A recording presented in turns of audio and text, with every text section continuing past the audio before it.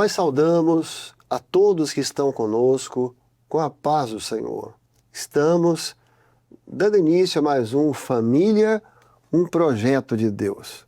Hoje nós teremos como tema o título Tomando-os nos seus braços. Aqui conosco, mais uma vez, Pastor Douglas, Pastor Guilherme, a paz do Senhor. Paz do Senhor a todos. Paz do Senhor. Paz do Senhor Douglas, pastor Marcelo, os irmãos que estão assistindo conosco também. Eu vou pedir ao pastor Guilherme para ler o texto que dá base ao nosso tema hoje, de quando Jesus tomou as crianças para poder orar por elas. O texto que leremos hoje está no Evangelho de Marcos, capítulo 10, o verso 16, que diz assim: E tomando-as nos seus braços, impondo-lhes as mãos, as abençoou. Olha, primeiro que é um texto maravilhoso, porque Jesus vai mostrar aqui que as crianças, elas tinham para ele, no ministério dele, prioridade. Porque nós vamos ver, eu vou aqui só fazer uma introdução falando do que vai ser abordado nesse tema. Quando você olha para o texto, você vai observar que Jesus deu 3 coisas para essas crianças.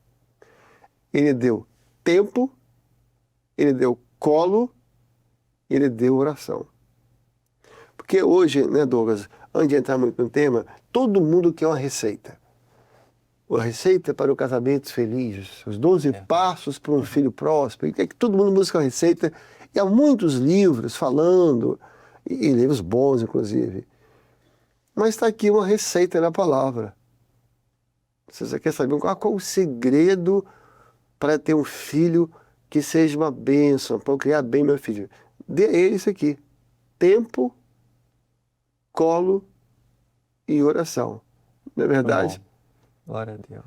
Agora podemos então já abrir falando do primeiro. Por que a gente fala assim? E aí eu passo para vocês. Por que ele deu tempo? Porque o ministério de Jesus foi muito intenso. Ele não tinha tempo, na verdade, né? Ele não parava. Você vê que quando chamaram para poder orar por Lázaro, ele chegou 4 dias depois de tão ocupado que estava. É verdade. O ministério dele foi tão intenso que João, no último, encerrando o Evangelho, assim, ó, se eu fosse escrever tudo que ele fez, nem o mundo inteiro poderia conter os livros. Você imagina, então, o que era um dia com Jesus. Acontecia tanta coisa, que você, olha, não tem livro que ia dar. Você vê o exemplo da mulher samaritana, ele estava na Judéia, ele sai para Galiléia correndo, porque meio-dia tinha que estar no poço, aquele dia ele nem comeu. Ele ficou cansado, com fome. Essa era a correria do ministério de Jesus. Mas quando as crianças chegaram, ele parou tudo. Então o que ele deu para elas? Primeira coisa: tempo. Não é verdade? E bens materiais nós conseguimos recuperar se perdermos. Não é? Bom. Há tantas coisas na vida que você consegue reaver, mas o tempo é um ativo que não volta atrás. Então, talvez o maior investimento que nós temos, porque o tempo que passou, você não recupera. E nós vamos encontrar aqui, no ensino de Jesus, esse valor que ele deu ao tempo. Né? Então, para ele, as crianças tinham um valor inestimável. Ele traz esse ensino mostrando que, ainda que o seu ministério fosse tão ocupado, nós vamos ver o Evangelho de Marcos, eu até costumo dizer que você lê o Evangelho de Marcos fica sem fôlego, né? De tão ativo que nós vemos Jesus sendo. E é um ensino para nós. Não há nenhuma atividade, não há nenhum compromisso que não possa ser administrado quando nós temos a prioridade aqui, os filhos. Então nós vemos em Jesus esse valor que ele dá no tempo que ele destinou para as crianças. Será que não tinha outros enfermos ali? Com certeza. Ao investir aquele tempo, aqueles minutos com as crianças, alguém deixou de ser curado? Pode ser. Eu acho que a palavra que entra bem nessa colocação, Douglas, é prioridade. Prioridade. Necessitados tinham muitos. Mas ele mostrou ali o seguinte para os discípulos: a criança precisa ser prioridade. A infância passa voando. Douglas fez uma colocação muito importante. Dinheiro você recupera, tempo não. A infância não volta. Não tem como. Ela não volta, ela não vai voltar a ser criança, ela vai voltar a ser intermédio, adolescente. Então ele dá uma aula de prioridade, que graças a Deus, quando você olha para a igreja, você vê isso.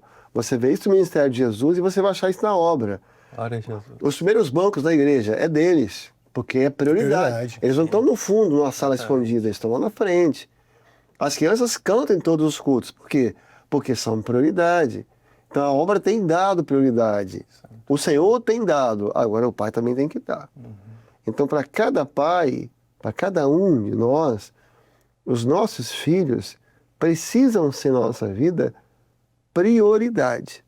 Verdade. E hoje o que nós observamos no mundo corrido que estamos vivendo, né? O mundo cada vez mais veloz, cada vez mais as pessoas se ocupam, e a Bíblia fala isso, que os últimos dias seriam trabalhosos, mas a obra nos ensina e nos ensinou essa prioridade com os nossos filhos. Eu lembro que o pastor Gedeuti falava muito isso, as crianças têm prioridade, pastor Dodge também nos deixou esse legado de que elas não são a igreja do futuro, mas elas são a igreja do presente. E esse tempo que o Senhor Jesus, no seu ministério, já dispensou a elas, nós também hoje temos tido a oportunidade nas nossas igrejas ver esse tempo que elas têm uma referência, elas têm um lugar, elas têm prioridade, o tempo delas não se troca na igreja, não se troca a aulinha, não se troca o louvor delas, não se troca a glorificação delas na igreja. E eu creio que nós observando esse aspecto dentro da obra do Espírito, na nossa casa também, esse tempo não pode ser trocado.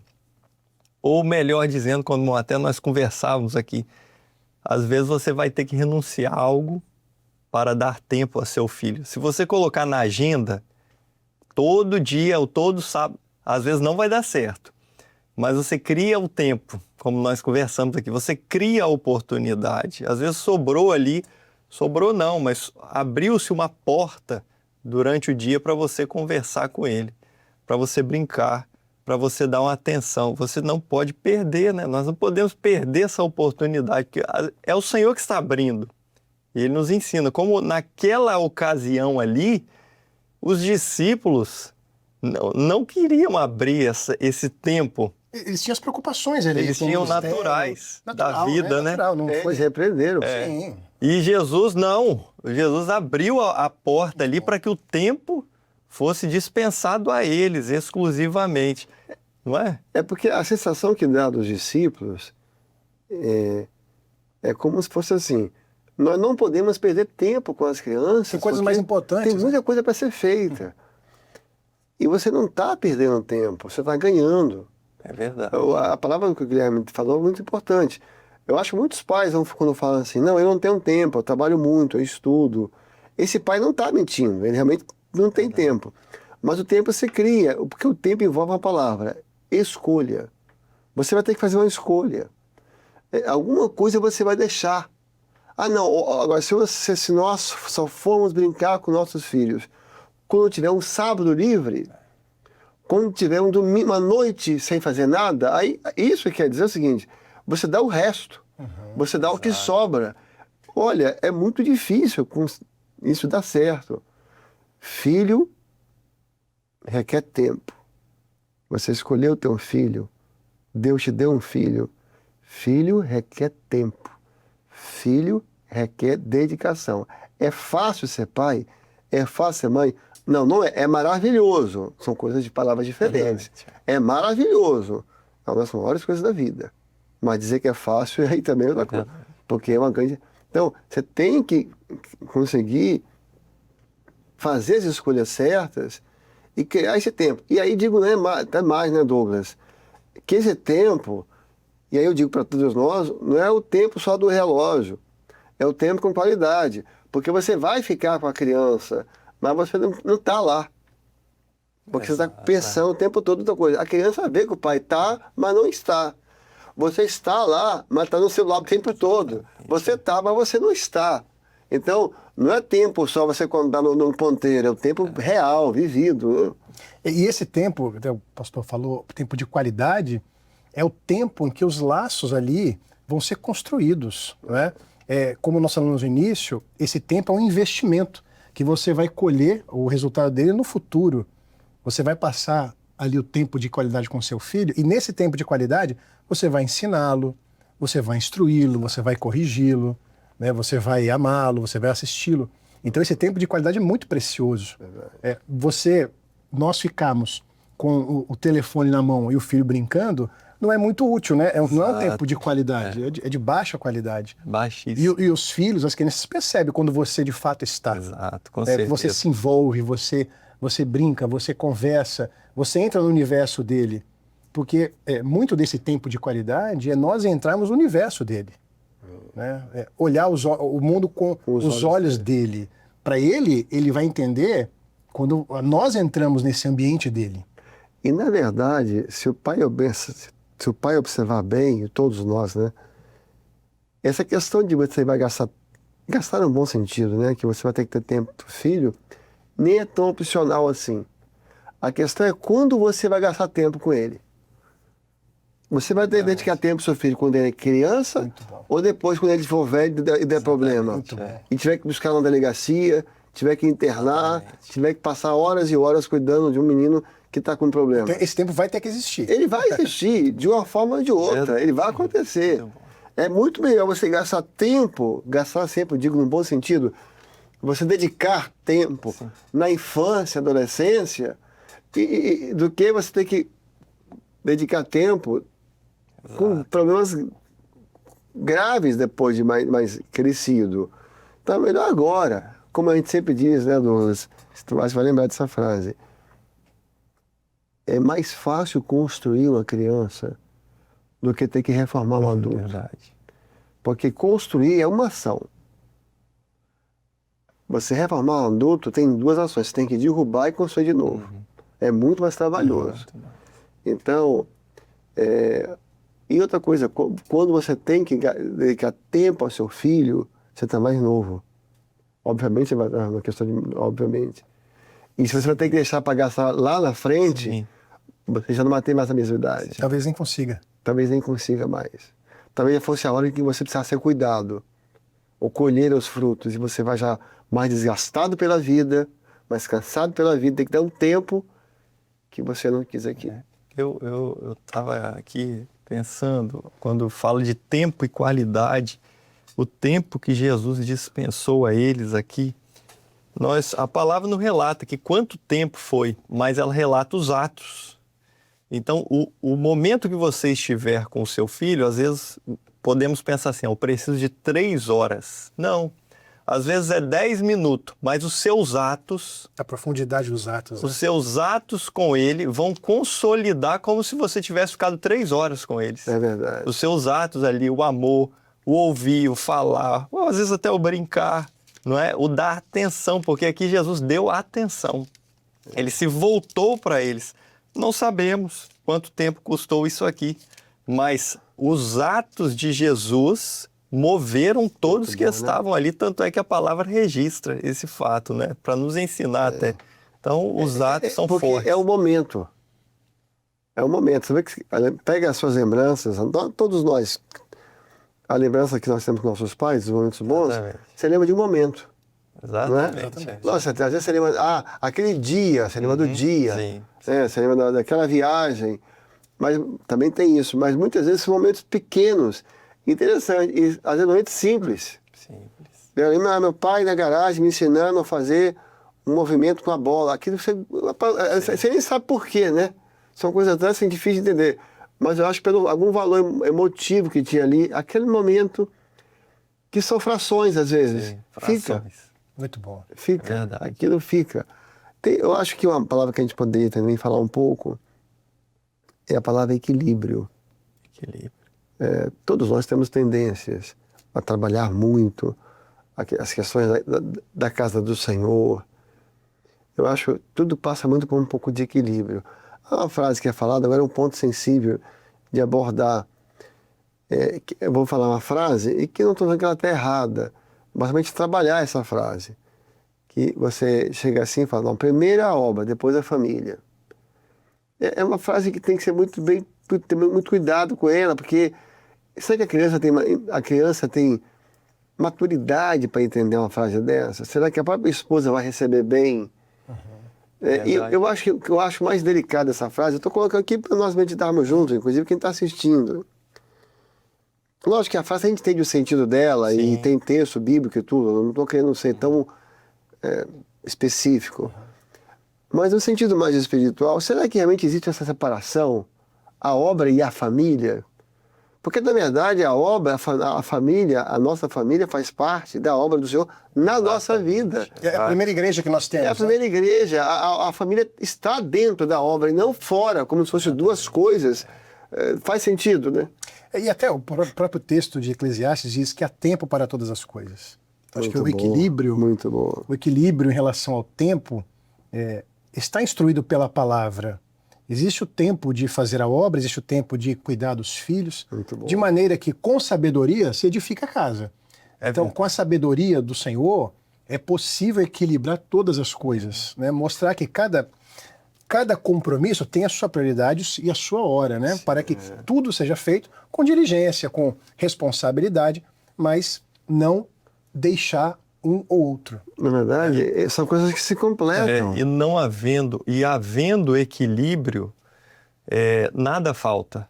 Nada falta. Havendo equilíbrio, a obra, a família, tudo vai se consolidar, tudo vai se completar, não vai ficar lacunas. Faltou aqui tempo para isso, faltou aquilo, você está ausente aqui. Não, com o equilíbrio do Espírito Santo, a obra se consolida, a família se consolida, porque é parte do projeto de Deus, né? Na obra, a família, e nada falta. Não ficam lacunas que alguém vai poder falar ou vão sentir falta. Porque quando você está lá brincando com seu filho, você está fazendo a obra. Que é de ser, como servo, um bom pai. Sim. Quando você dedicou um dia à sua família, você estava... Isso é fazer a obra. Sim. Que é cultivar uma família feliz na presença do Senhor. Então, eu acho que esse entendimento é importante. Eu acho que no lugar de nós passarmos para o próximo tema, não sei se vocês gostam de falar alguma coisa sobre o tempo ainda. Amém. Amém. Né? Um texto que a gente sempre fala aqui, Douglas, e vai lembrar, eu vou ter que lembrar o nome do rei, daquele rei em que o Senhor falou que ia dar um sinal para ele, que é fazer o relógio. É o relógio de Acás? É o relógio de Acás, isso aí. Relógio de Acás. O Senhor deu um sinal, que o Sol pode dar um sinal como esse, fazer o sistema solar retroceder, né? O Senhor vai fazer. 10 graus? 10 graus. 10 graus. Olha, ou seja, né, é extraordinário isso, porque como o Senhor é o Senhor do tempo. É um tempo já vivido. O tempo não volta. Não volta. Eu vou te dar o tempo que você perdeu. Exatamente. Só o Senhor, né? Só Deus, Só né? Deus pode fazer. Só Deus. E às vezes você está ouvindo aqui o pai, meu Deus, eu perdi o tempo, e agora? Não. Deus, o Deus de Acás, né? É o relógio de Acás, né? Ele pode, do relógio de Acás, ele pode te ajudar a recuperar o tempo que você perdeu. Ainda que você às vezes seja um jovem, mais velho, mas tudo é possível, né? Sim. Tudo é possível ser restaurado. Na verdade, com dedicação, com humildade. Então, voltamos semana que vem. Amém. Com o próximo tema. Paz do Senhor Guilherme, paz do Senhor Douglas. Pastor. Olha, nós gostaríamos de encerrar citando o Salmo 34, Rei Davi. Homem extremamente ocupado. Cuidava de uma nação. E tem uma expressão no Salmo que ele fala assim, vinde, meninos, e eu vos ensinarei o temor do Senhor. Aonde Davi conseguiu tempo? Tinha que cuidar dos tributos, administrar um exército, as audiências no palácio, recebendo pessoas de várias nações, fora as guerras em volta, toda a diplomacia. E ele, ocupado, o Salmo dá a entender, em algum momento ele parava, via um monte de criança, assim, vinde, meninos, eu vou vos ensinar o temor do Senhor. E ia ser extraordinário. Davi chegar ali para aqueles meninos e começar a contar, olha, foi assim que eu lutei com o gigante. Verdade. Olha, me digo, ai, eles vão vibrar, eu peguei aqui o leão, oh meu Deus! Eu não sei se tem algum rei assistindo esse programa que você seja ocupado como é, mas Davi tirou tempo. Ainda que você seja a pessoa mais importante que for, chama seu filho, fala: vinde, meninos, eu vou vos ensinar o temor do Senhor, a palavra do Senhor, e amar um Deus que nos vai à eternidade. Que Deus te abençoe. Que Deus abençoe a sua família. A paz do Senhor.